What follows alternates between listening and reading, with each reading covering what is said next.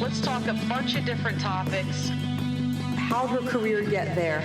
This is a podcast with Lauren Ascari. Hey, everybody. Thank you for listening. Hit that like button, leave a positive comment, or hit subscribe to get alerted when new episodes drop. All of this will help keep the project going. Thank you for your support and enjoy the episode. This is the Lauren Ascari podcast, How'd Her Career Get There? And my guest today is Susie Comer, who is the president of Comer Construction. Welcome, Susie. Thank you. Welcome. I'm glad to be here. I'm excited for this episode. A secret passion of mine is real estate, and I find the construction world just so fascinating. So I'm really excited to get into the conversation with you. For starters, let's kick off and give a little bit of an overview of what is Comer Construction. Comer Construction is a land development company. I shouldn't say land development, but we do work to improve the land up to the building. So we take a raw piece of land, we clear it, we put in all the utilities, water, sewer, storm drain, put the roads in, everything up to the building. We've been in Hartford County business for 42 years. Wow. And do you do primarily residential or commercial or all of it? We do all of it. We do residential and commercial, but it's residential subdivision, not an individual house. Gotcha. So let's jump in our time machine. We're going to come back to Comer Construction a little bit later in the conversation, but let's get in our time machine and go back to when Susie was a little girl. Give kind of an overview, a little bit of background, like where'd you grow up? Only child? Did you have siblings? What were you like as a little kid? Okay. Well, my dad was always in construction. So he started out as a truck driver, over-the-road truck driver, and then ended up in the construction industry when I was very young. And I have three sisters, three siblings, and all of them at one time or another have been in the business with us. And we started in 1982. Dad was working for other contractors in the industry and didn't like the way that business was going, and decided to take a leap of faith and go out on his own and do it.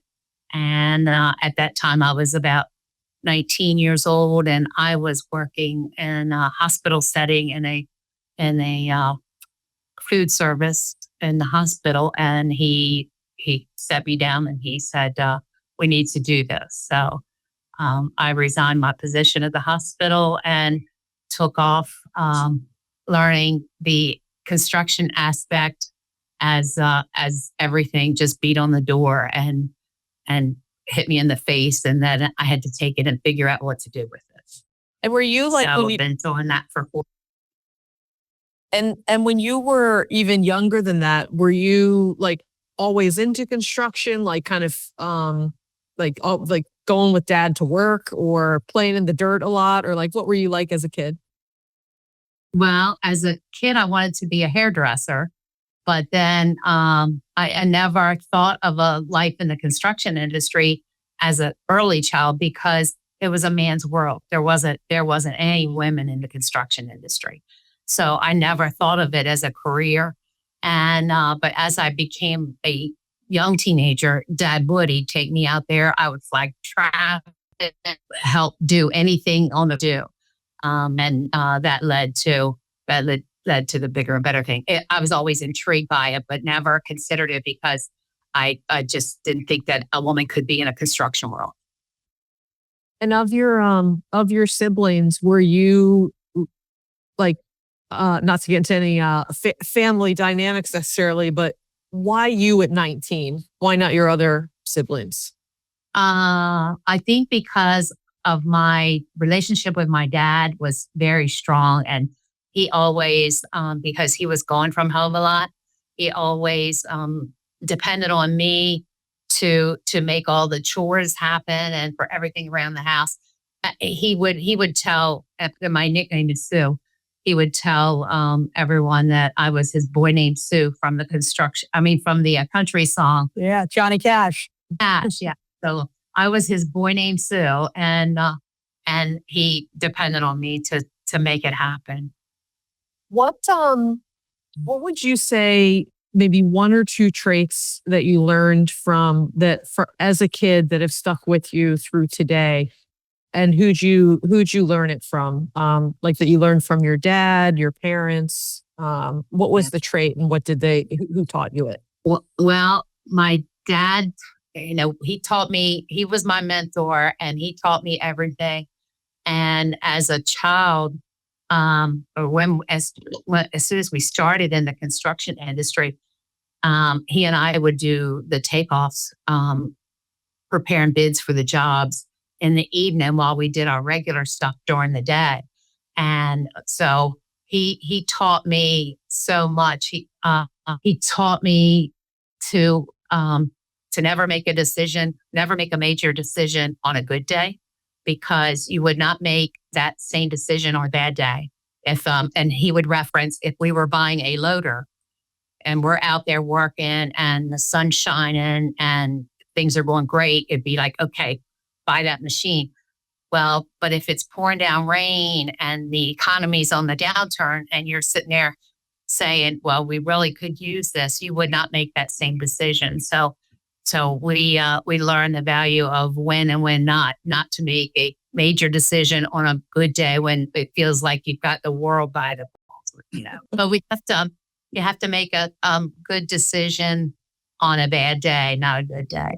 Mm-hmm. And he always was, you have to be the first to be there and the last to leave. When they come in the morning, they have to see you. When they leave in the evening, they have to see you.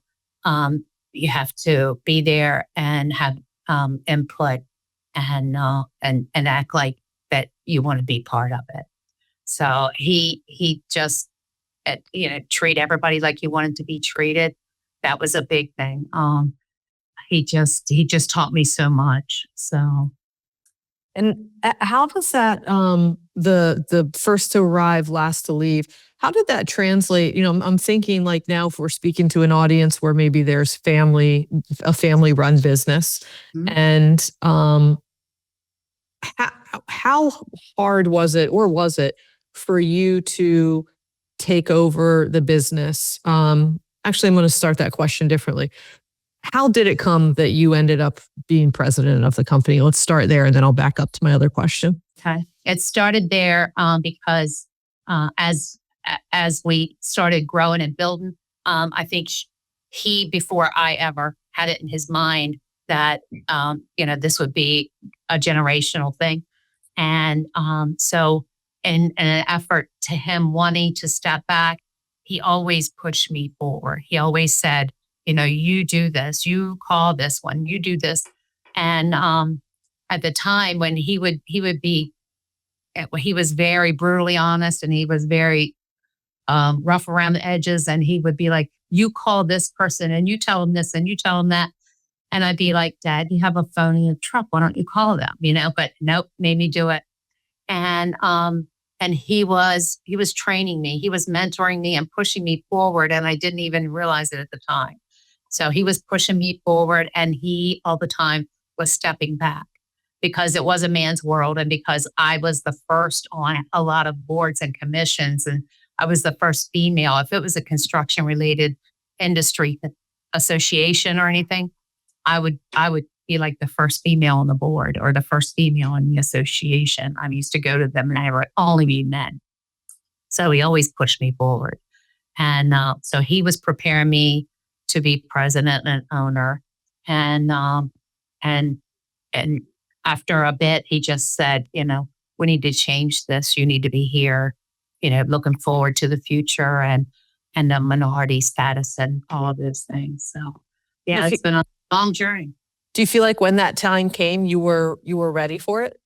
I didn't realize it. It was like one day I woke up and then you start looking back as I'm preparing the next generation now. Go back and you're like, oh yeah, that's how it happened. But it happened so naturally. It wasn't like it was a executive decision and I was dumped into it. It was just all very gradually, a very, very slow motion kind of thing. It just gradually happened over 25 years. You talked earlier about the first to arrive, last to leave. How important in anything, but in, specifically maybe your experience, how important is work ethic? Work ethic is the majority of it. I was never a stay-at-home person, and I had children and was married and all kinds of stuff. I was never able to stay home. And I always had a very hard time balancing that because I wanted to please my dad and be there for the business and for him. But I also had these little children at home that needed their mom. And so it was a lot of juggling and a lot of sacrifice. But it was what I felt. I don't have regrets from doing it because my children now understand that same work ethic. I love that, and I feel like for and I'm only a female, so I can only speak for my perspective as you can for yours. I feel like for female entrepreneurs or female business owners or people with just we'll call it demanding jobs who also have children, there's that that I call it's a choice or integration. I don't even like the phrase work-life balance necessarily, but work-life integration. How talk to if you were speaking to the people in the audience who maybe wrestle with that or wrestle with the struggle of, am I being a good mom or am I being a good business owner? And when those kind of worlds collide, how did you kind of deal with that or rationalize that in your head? Because looking back on it, your kids might have, now are like, okay, I get it now, mom, now that we're, grown up or growing up. But when they're little, it's not always, they may or may not always recognize it. Was that a challenge for you, or how did you just kind of navigate through that? Or what advice would you give to people that are kind of in a similar situation? I think the biggest challenge was others in the family not being accepting of the fact that I work so many hours. So I tried to arrange it that they were not with a sitter, that they were with a family member, somebody that did understand and that could help along with that. I didn't just leave them with a sitter; they were with family, and they were with myself or a mother-in-law, my mom, my sisters. It wasn't just, they weren't just pushed off to an outsider and didn't have the family.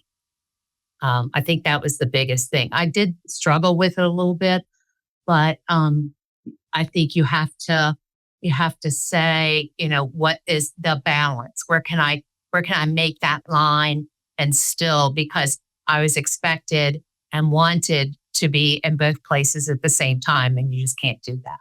Mm-hmm.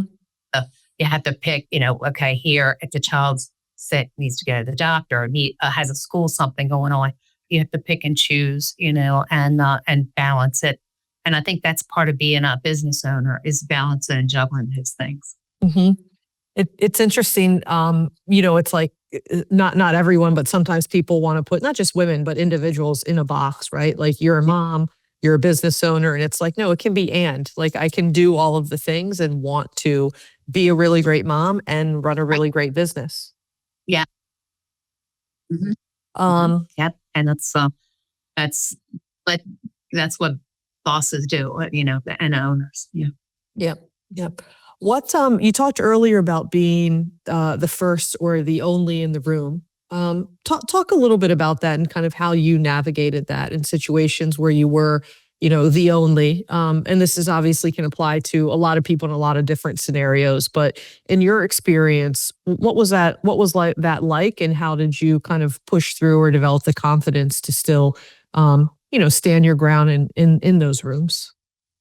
In the beginning, it was a real challenge because I felt uncomfortable because at that time, Dad was pushing me, you go to this. And he wouldn't go at that point. He just backed down and let me go. I guess, and I'm sure that he had the confidence that I could handle it. And I would go, and it would be very awkward because I would be the only woman in the room. And, it might be an event where there's 200 men and I could be the only woman in the room.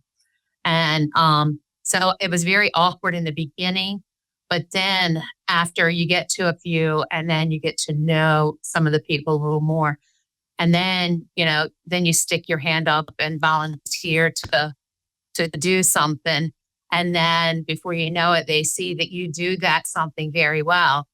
Then they start assigning. And I think that's where the respect comes in, because they know that I'll take it to the end and it'll be done over the top right. And that's the way I operate it. I'm not going to do anything halfway. It's going to be wide open or not. So, and they learned that. I think where the respect came in, that and the fact that I would, when asked, in the beginning, I didn't just volunteer my opinions, but as they figured out that they respected my perspective on things. So, just being brutally honest with them and not backing down if the challenge was really up there, not to back down from it, but to figure it out. And there were so many times I was in the room and felt like that I was going to be eaten alive because I didn't know something, and I just worked my way through it and never let on like I didn't know anything. So it worked. Good for you. Good for you. I love that. And I think that's really good advice. And I love the part where you said that it ended up, where they were then coming to you because they know that you would get it done. I think a lot of the time it's, not only raising your hand, but then really executing on what the thing is and earning, respect to be able to show, hey, I can do this and I can deliver on it. So I love that. And then had the challenge of making Dad back down when all this other stuff was taking up my time. So that everything's a juggling act. Yeah. Yeah. What, fast forward to kind of today and running the business, or in the industry in general, what would you say is the best part of your job? Oh, Lord. The best part of my job is, seeing the employees, and being able to, socialize with them in the morning in here, or, when we get out to the job sites, or in the evenings when they get back in here. Them, and being able to help others in the community, making an impact for the business in the community. And I just met and become friends with so many great people in the last 40 years. It's amazing. And what I know that you and your company are pretty active in the community, and giving back has been kind of something that's really important to you. What are some of the organizations or types of work or industries that you're involved with outside of your primary business? I have a little cheat sheet here. So first and foremost, there's a organization called Shar Hope Foundation. And that is in Harford County here. And it is a addiction recovery center that we started out about 7 years ago and opened up a woman house or a ladies house. And then we have grown and now have our man house open too. And we're doing a wonderful job there. I'm on the board there since the beginning. And we do a lot of fundraising, and we're seeing these ladies and gentlemen, become productive and have great jobs, and they're getting married and having families now. And it's just so many wonderful things. I can't say enough about Star Hope. I'm involved in Upper Chesapeake in the Senator Bob Hooper House. Our company volunteered and did all of the grading and everything up to the building for that project. And we've been heavy supporters of that, and Cancer Like Net at Upper Chesapeake. My sister, who was my business, was treated there last year. So that leaves only me in the business here at the time. We do a lot with that. We do some Toys for Tots stuff. A Gone Too Soon program up at Harkins Funeral Home and at the edge of Pennsylvania. They have a program there to take care of infant babies that are succumbed to life. And so we do a lot there. GBNC Walk in Their Shoes program, the Harford County Sheriff's Department National Night Out, and there are many American Legions and schools and that we do touch a truck events for throughout the summer. We have like about 7 of those now that we have going on at the Highland School, Falling Branch Brewery, the Whiteford Fire Company. So we do a lot in the community. So what inspires that? Sorry to cut you off. What inspires that for you? We've always been driven to giving back to the community ever since I was a little kid. Mowing people's lawns and helping on their farms, and it is just it's been my life.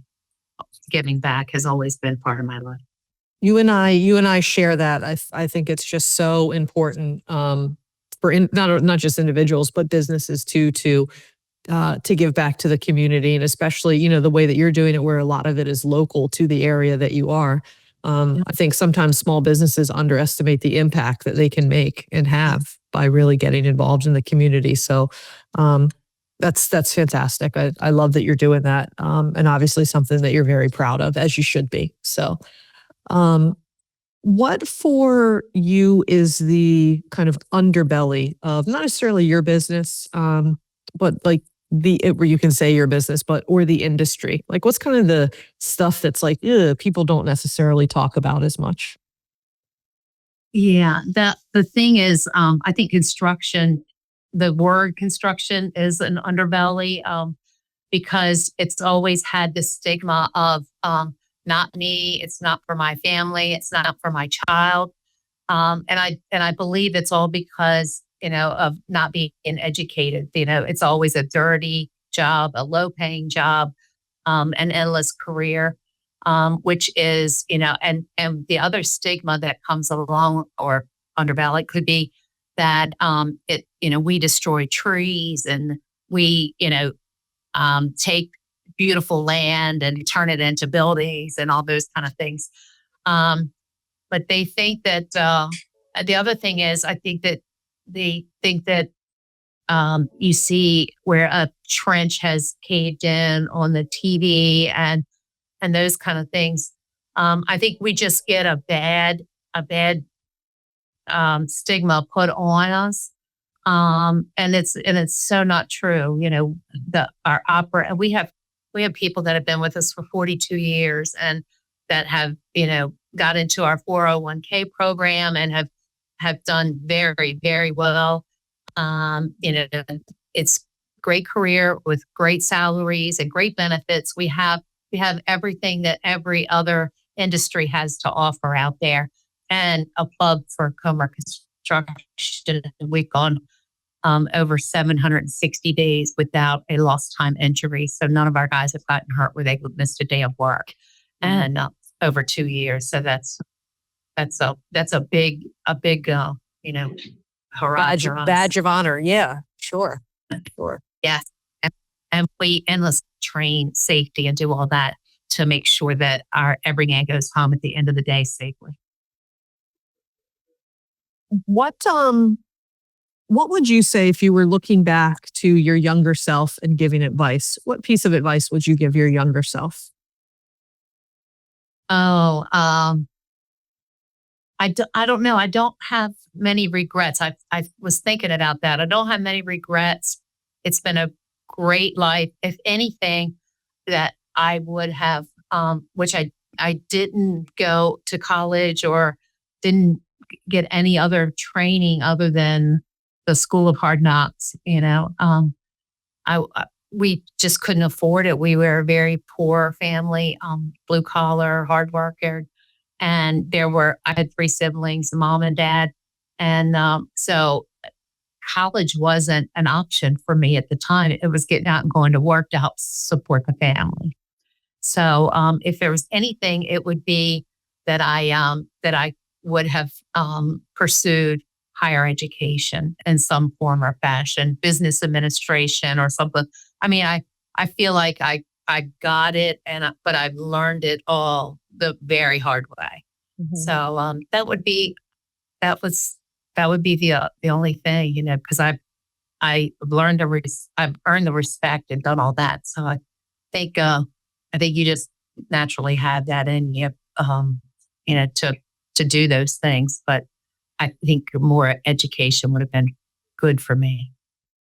And what would you say to people that are to women specifically that are maybe interested in the construction field or construction or kind of trades in general, but maybe don't understand like what path to take or don't understand what type of options are available in that industry, which has historically been a male dominated industry. And more recently, I'm seeing more women, whether they've always been there or they're just being more vocal about it, but in the trades and interested in the trades, is still percentage drastically appears to be skewed to men. But what would you say to women that are interested in that, or young women that are interested in getting into the trades and different kind of career options or paths? Like what guidance or advice would you give them? I think that they just need to come on board. There's training programs at your local colleges, and not only that, there are so many opportunities in the industry where we train. You don't have to be afraid. I'm thrilled that we have probably, I want to say, 8 or 10 gals with us now. So that is that, and they're young gals. So they are coming in, and we welcome that. And I know that, there's a lot of women truck drivers now in the flagging, and becoming equipment operators and upper management. We're seeing a lot in the estimating departments and stuff like that. So I think they just have to take that. If it sounds like it's an interesting thing, then just pursue it a little bit. I'm sure the doors will open wide for them. I love that. I love that guidance. I'm jumping around here a bit, but having been in business for 42 years, what are the keys? I mean, that's a long time. I mean, congratulations. That's a testament to, what you and your family and your father have built, and then being able to maintain it for that period of time. What are the keys to doing that?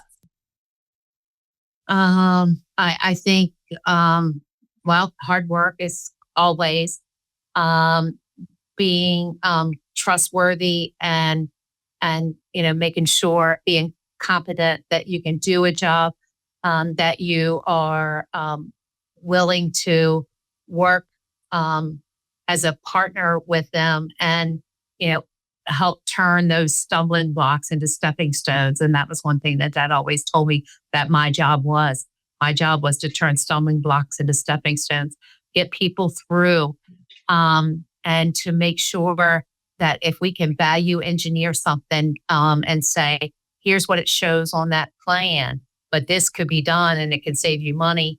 So you have to be willing to just be a partner and not just a local construction company. My light went off, Let's go. Go good. And just to work together with them, be honest, do what you say you do, and do it top quality. And how would you define success? How would I define success? I think that success is from within, honestly.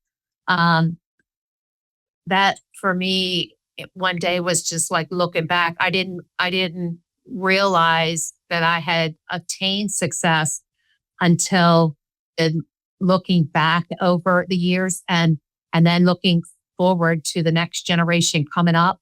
And then it's like, wow, I think I got there. I wasn't even sure that I had, but then thinking, I think I might have gotten there. And then you sit back and look at what you set out to do and what you still need to do and what it's going to take to get there. And having great employees and clients and suppliers, and associates, I think that's when you recognize that you truly have succeeded and done what you set out to do. So it's a great feeling, and I'm thrilled to pass it on. My last question before we get to kind of rapid fire. For those in a multi-generational family business, what advice or guidance do you have for them just based on your experience? What is it like working with family? The positives and the negatives. It's the hardest thing you'll ever do. I always said that if I had it to do over, I wouldn't change my life's experiences there. Although I don't know that I would advise somebody that is considering going or opening a family business. I would strongly advise them of the downside of it, because it is very hard. Walk in the door at work and leave the home aside, and it's very hard to walk out and leave work and go to home and leave and not intermix the two. It's very hard. But I always loved, the thought of a family business. I always thought, but you really find out the differences that, that we're not all from the same mold, that we all have different opinions and we all have different ethics, even though we're raised by the same mom, same dad. Things aren't always the same. Wow. And I mean, that's natural, but it's when you stop and think about it and apply it to work, it's much harder done than said. So, it's very challenging. But for the most part, if you can put it aside when you're in the other atmosphere, if you're in the home setting, don't talk about work. And if you're in the work setting, don't talk about or expect things that you would do at home. So, but it is probably the most challenging of anything that I've dealt with. Are there bright spots of it, or what's the upside of doing it? The upside of having a family business is, I think it keeps us going more in the looking to the future, because you have that next generation as you're bringing them in the door and you're thinking about that. But a lot of the reward part for me was that I got to spend day in and day out with my dad. And not that we always got along, because he was very headstrong kind of guy. But I got to be with him and spend so much time with him, even though he passed away at an early age. So I really got to spend all my days and evenings with him, and that was the best thing, because he was my best friend in the whole world. What do you think your dad would say about you now if he saw where you were and what you're accomplishing? I think as many people that knew my dad are still in the industry and still around. And when they comment on something they see about something we've accomplished or something we're doing, when they make those comments that your dad would be so proud, they knew him, they knew his character. And for them to say it to me, that really makes me feel good, because, being in it day in and day out, you don't always see it, but somebody that knew him, that knew what it would take to make him happy. Yeah, that's pretty rewarding. Very special, I would imagine. Very special. Yes. I'm going to switch to kind of rapid fire questions unrelated to anything that we've talked about. Okay. But before I do that, is there anything that you want to touch on or talk about that we haven't yet covered? No, see, no, just we call him Marvin. My dad's name was Marvin. We call him Marvinisms. So, some of the things that he would say, that I hadn't touched on. The major decision, treating everyone like you want to be treated, was a big thing, and that was always a must. You have to treat people like you want to be treated, and if you do as near right as you can every day, you'll never go wrong. So he was brutally honest and just a great guy, and it was such a pleasure to be with him and around him and to learn so much from him and watch how he built success, because I was right in the middle of it then, and being able to take that and do it myself and then pass it on to the next generation. So it's a great thing. It's a great living, and I'm very blessed. I'm a fan of those Marvinisms. I like those. I like those. Yeah, we have more. He was a character. I can see it by the smile on your face when you talk about him that he meant a lot to you and was very inspiring to you. A lot to me, yes. What's the best way for people to get in touch with you, learn about your business? Where should they go visit to learn more about Comer Construction? Well, we have a Facebook page, Comer Construction, and we have the website, www.comerconstruction.com. We have an Instagram page, and I'm not sure how you link up to that one. That one's not, I pushed that one off to the next generation. We'll link it up in the show notes for you. Okay. And then we are located in Harford County in Forest Hill. And our phone number is out there too. So.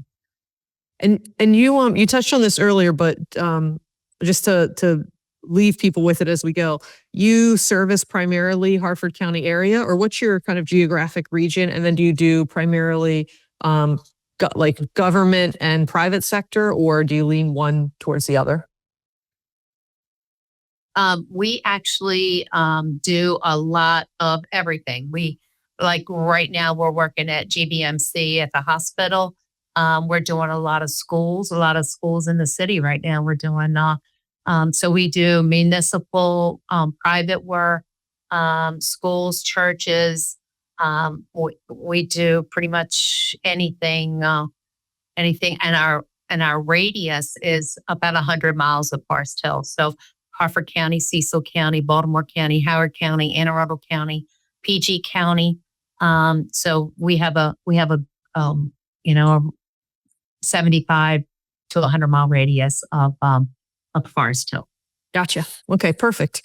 All right, I'm going to switch to rapid fire questions here. Again, unrelated to anything that we've talked about. So there's like maybe 6 of them. Just pick whichever one first comes to mind. Okay. Grass or sky? Grass. Brick or stone? Stone. Netflix or Hulu? Neither. What do you do for entertainment? Do you watch TV? No, I don't watch much TV. Good for you. Good for your brain. It is. I'm big into music. Bluegrass music, especially. I go to a lot of bluegrass festivals.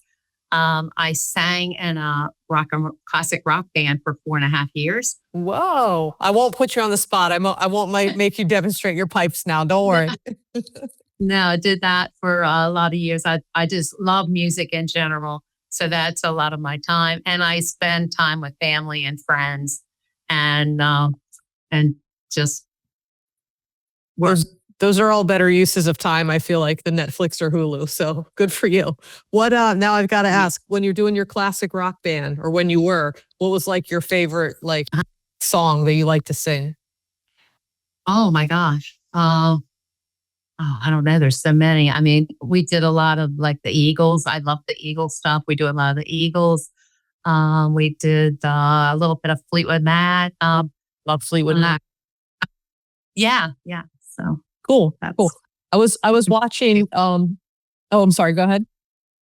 I said that was probably my 2 favorites. I was watching. I think it might have been on Hulu though, so you might be out of luck with it. But it was this Linda Ronstadt documentary, and I love like Linda Ronstadt too. So it was a really good. It was a really good documentary. So Great. Okay, so go to the movies or stay at home? Staying home.